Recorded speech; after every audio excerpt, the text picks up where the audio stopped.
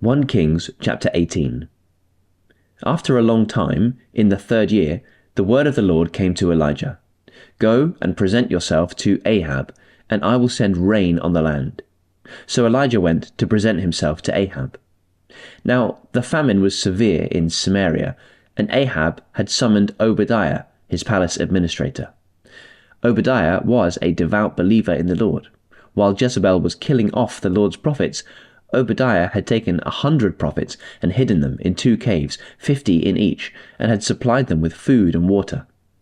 Ahab said to Obadiah, "Go through the land to all the springs and valleys. Maybe we can find some grass to keep the horses and mules alive, so we will not have to kill any of our animals."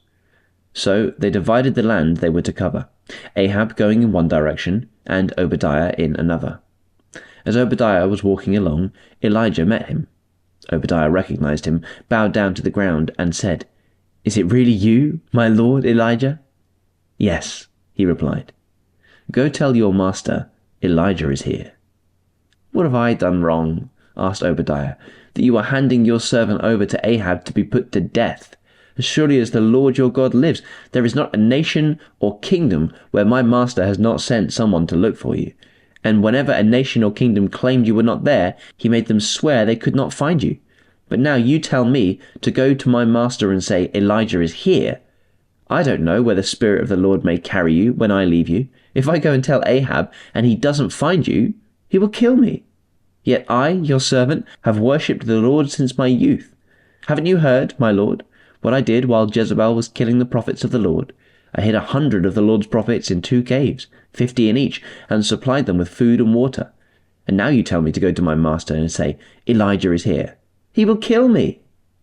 Elijah said, "As the Lord Almighty lives, whom I serve, I will surely present myself to Ahab today." So Obadiah went to meet Ahab and told him, and Ahab went to meet Elijah.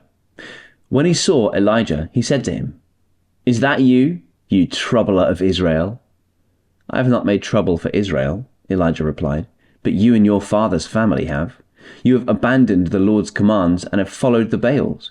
Now summon the people from all over Israel to meet me on Mount Carmel, and bring the 450 prophets of Baal and the 400 prophets of Asherah who eat at Jezebel's table."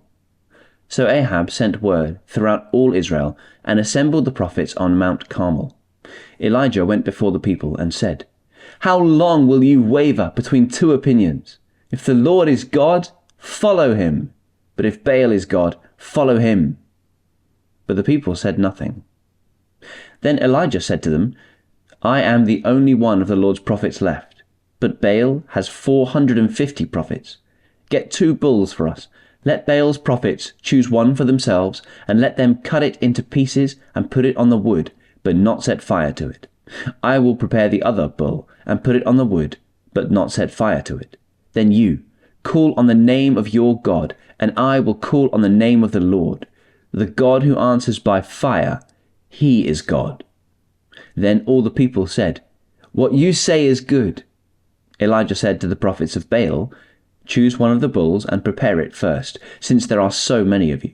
Call on the name of your God, but do not light the fire." So they took the bull that was given to them and prepared it. Then they called on the name of Baal from morning till noon. "Baal, answer us!" they shouted. But there was no response. No one answered, and they danced around the altar they had made. At noon, Elijah began to taunt them. "Shout louder," he said. "Surely he is a god.